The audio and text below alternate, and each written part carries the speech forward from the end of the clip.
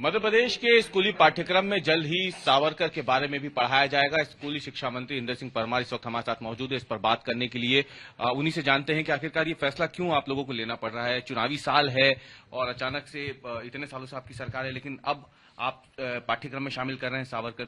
देखिए, अपने देश की जो शिक्षा नीति है, जो अभी तक प्रचलन में थी, वह शिक्षा नीति मैकाले की शिक्षा नीति से प्रभावित थी।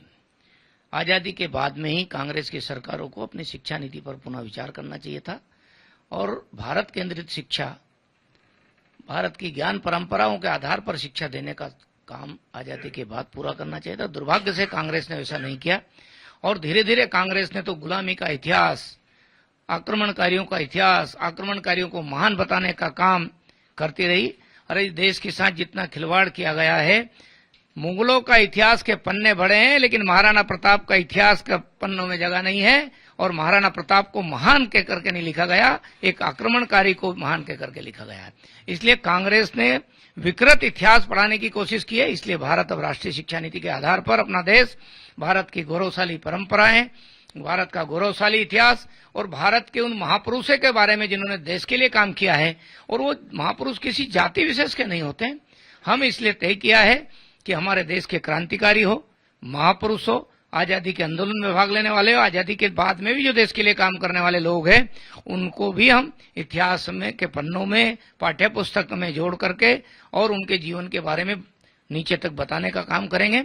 आप सोचिए जरा, जिस डॉक्टर भीमराव अंबेडकर जी ने भारत के संविधान निर्माण में महत्वपूर्ण भूमिका निभाई थी, उसके भी जो 5 स्थान थे, उनके भी उन स्थानों को भी कांग्रेस ने स्थापित नहीं होने दिया। वो भी नेहरू जी ने, हमारे नरेंद्र मोदी जी ने उनको स्थापित किया। नेहरू जी ने तो उनको पहले चुनाव में हराने का काम किया। ऐसा कांग्रेस का पूरा इतिहास देशभक्तों के साथ नहीं रहा है और आजादी के बाद से ही ऐसे महापुरुषों के चरित्र को पढ़ाना चाहिए था, लेकिन कांग्रेस ने वो नहीं किया है। हम राष्ट्रीय शिक्षा नीति के अनुरूप एक सिस्टम से, जो हमारी समिति है, वो विचार करके कौन सी क्लास में किसका पाठ्यक्रम जोड़ेंगे, लेकिन हम महापुरुषों का भी जोड़ेंगे, क्रांतिकारियों का भी जोड़ेंगे और अलग अलग क्षेत्रों में अलग अलग प्रकार से जिन लोगों ने समाज के लोग, देश के नवनिर्माण के लिए काम किया है, उनके चरित्र को भी जोड़ने का काम करेंगे, पाठ्यक्रम में जोड़ेंगे। वीर सावरकर भी उस क्रांतिकारी आंदोलन का एक हिस्सा है, जिनको आजादी के आंदोलन में भाग लेने का काम किया उन्होंने। 1857 के जो आंदोलन था, सब लोग उसके पहले गदर कहते आते थे, विद्रोह कहते आए थे, सैनिकों का विद्रोह, लेकिन वीर सावरकर ने पहली बार कहा था कि ये भारत के लोगों का स्वनियोजित स्वतंत्रता संग्राम है और उन्होंने लिखने का भी काम किया। उसके बाद लोग उसको स्वतंत्र आंदोलन बोलने लगे हैं।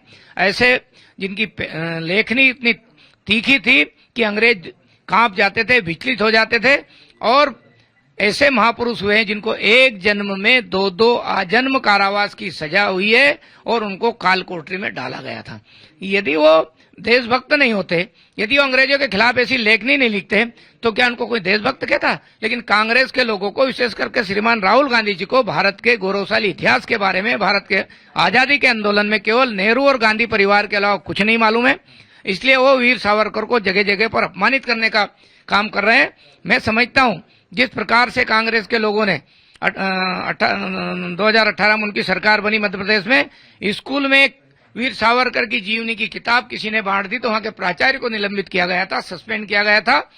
अब मध्य प्रदेश की नहीं, देश की जनता वीर सावरकर के, महापुरुषों के अपमान का बदला लेने का मन बना चुकी है और कांग्रेस को सबक सिखाने वाली है। कांग्रेस तो कहती है कि वो तो अंग्रेजों से माफी मांग चुके थे, तो फिर अब वो क्रांतिकारियों का अपमान है अगर उनकी जीवनी को आप पाठ्य पुस्तक में लाते हैं। आप मुझे बताइए, जिस क्रांतिकारी को अंग्रेजों के न्यायाधीश ने 2-2 आजन्म कारावास की सजा दी एक जन्म में, क्या कांग्रेस के एक आधे आदमी को ऐसी सजा हुई है? क्या पंडित नेहरू को ऐसी सजा हुई है? क्या पंडित मोतीलाल नेहरू को ऐसी सजा हुई है? ये कोई बता तो दे अपना इतिहास कांग्रेस का जिन्होंने ऐसा किया।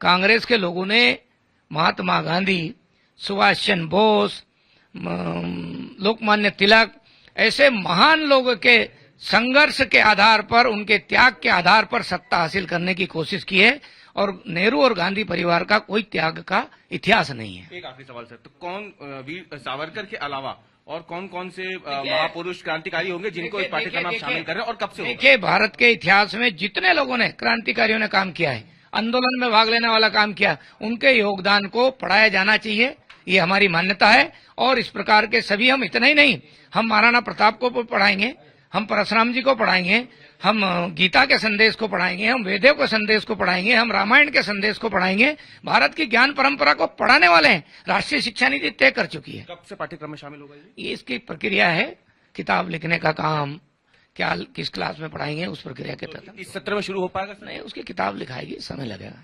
तो यह है मध्य प्रदेश के स्कूली शिक्षा मंत्री इंदर सिंह परमार, जिन्होंने आज तक से खास बातचीत करते हुए साफ कर दिया है कि न केवल सावरकर बल्कि तमाम ऐसे दूसरे क्रांतिकारी और महापुरुष जिनको अब तक इतिहास में पाठ्यपुस्तकों में जगह नहीं मिल पाई थी, उन्हें भी मध्य प्रदेश सरकार अपनी पुस्तकों में, पाठ्यपुस्तकों में अब शामिल करने जा रही है।